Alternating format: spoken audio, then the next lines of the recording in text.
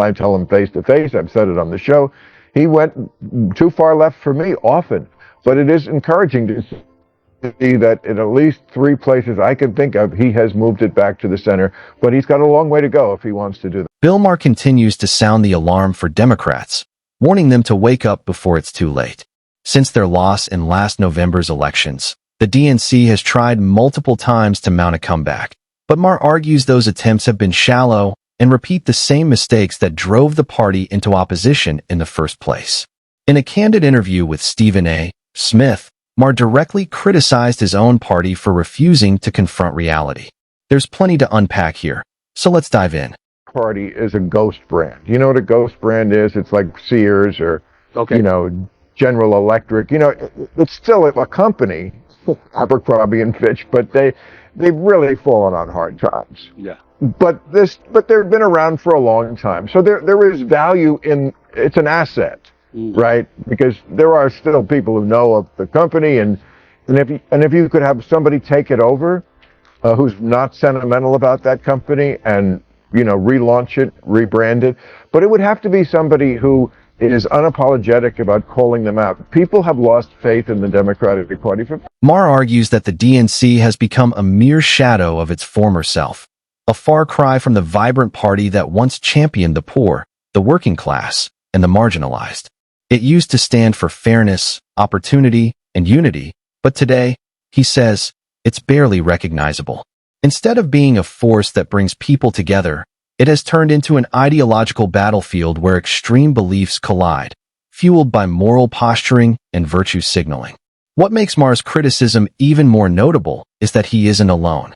Even prominent Democrats, including Gavin Newsom, have acknowledged that the party has become toxic and needs serious reform if it hopes to regain credibility and reconnect with ordinary Americans who feel alienated by its new direction. Look like he cares what the other Democrats will say. I don't care. And I really don't. Right, I know. I don't give a damn what they say. I really don't. I know. And it's somebody, I don't either. I'm right where you are. We're very close on all these things. And I think somebody with that kind of abandon is the only person who is going to win back former Democratic voters. Maher insists that the DNC is in dire need of bold, dynamic leadership, figures capable of inspiring the same loyalty and influence that Donald Trump commands within the GOP. He believes the current leadership is devoid of charisma, conviction, and any genuine connection with everyday voters. Instead, they're trapped in a cycle of political correctness and performative wokeness, blind to what truly drives Americans today, real solutions, not hollow slogans. According to Maher, this obsession with identity politics and virtue signaling has pushed away millions of moderates and working-class citizens who once formed the party's foundation. Unless the Democrats can rally behind a leader who speaks directly to people's frustrations, unites the base, and resists ideological extremes, Maher warns they'll keep ceding ground to a Republican Party that, for better or worse, has mastered emotional and cultural influence. California Governor Gavin Newsom, did you not? I'd love him as a candidate. Yes, I mean, you're right. He's not exactly what I'm describing now. Right. I think he'd be a great candidate. He has shown in recent months the ability also to move to the center. He would have to do it a lot more. But as a candidate, he looks great. Great speaker, very forceful, can be mean, which is really important, and he can do it.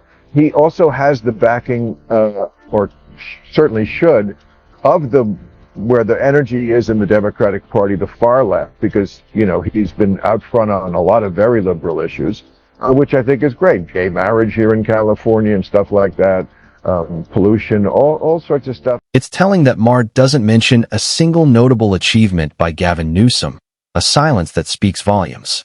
Despite being viewed as one of Newsom's longtime supporters, Maher seems unable to identify any concrete accomplishments from the California governor's tenure. Instead, what emerges is Maher's subtle acknowledgement that Newsom is deeply tied to the far-left wing of the party. In essence, Newsom has planted himself firmly within the woke camp, a label Maher openly criticizes. This creates a complicated dynamic. If even Maher, one of the few liberal commentators willing to defend Democrats, hesitates to endorse a Newsom presidential run, it signals a serious rift within the party. Maher's underlying message is clear. The DNC can't rebuild its credibility or reconnect with mainstream America by elevating leaders who embody the very ideologies that have driven so many voters away. Not now, and certainly not under Newsom's brand of politics. Long trail to lose the baggage of governor of the most liberal state in the country. And, you know, I tell him face to face, I've said it on the show, he went too far left for me often. But it is encouraging to see that in at least 3 places I can think of, he has moved it back to the center. But he's got a... Maher has finally acknowledged what many have suspected all along. Gavin Newsom has drifted too far to the left and can no longer be trusted to lead the country responsibly. It's a striking realization from someone who once defended Newsom as a rising star within the Democratic Party. Maher recalled an episode of Real Time with Bill Maher, where he pressed Newsom about California's controversial policy requiring large department stores to feature a gender-neutral toy section. Rather than giving a clear or thoughtful explanation, Newsom responded with what Maher jokingly described as word salad, a jumble of buzzwords, cliches, and polished hand gestures that felt more like a performance than an answer. That exchange, for Maher, perfectly encapsulated what's gone wrong with Democratic leadership. Too many politicians seem intent on pleasing progressive activists instead of tackling the real problems facing ordinary Americans. To him, that's not leadership, it's political theater. National election in this day and age? A presidential election. Do you think that's far left? You mean like AOC? Yes. I'm just whether it's what you said about Newsom, whether it's an AOC. I mean, do you think somebody like that can win a general election for the presidency of the United States in this day and age? I don't think so. I don't think so either. I mean, that's, you know, anything is possible, and possibly it would excite a certain group of people who have not voted. And I mean, what if 80% of Gen Z voted? Could then a Mondami-like candidate win? I guess so, but I'm not expecting that to happen, and I don't think it's the smart bet for the Democrats. There was an article in The Atlantic this week about well, the Democratic leadership keeps saying the Democrats should change course, you know, away from the far left, but they're not. Maher doesn't believe politicians like Alexandria Ocasio-Cortez or Zoran Milanovic have what it takes to challenge Republican dominance. And, frankly, he has a point.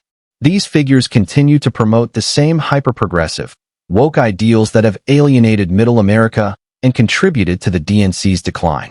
Their fixation on activism over pragmatism has earned them popularity on social media, but made them electoral liabilities in the real world. Maher argues that if Democrats genuinely hope to reclaim power, they need to break free from the far-left echo chamber and rally behind leaders who embody authentic liberalism. Individuals who prioritize free thought, reason, and balance over ideological conformity. The DNC, he insists, needs voices that can unite rather than divide.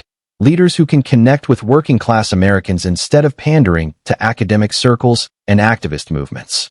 Without that shift, Maher warns, Republicans will continue winning elections while Democrats keep getting lost in debates about pronouns.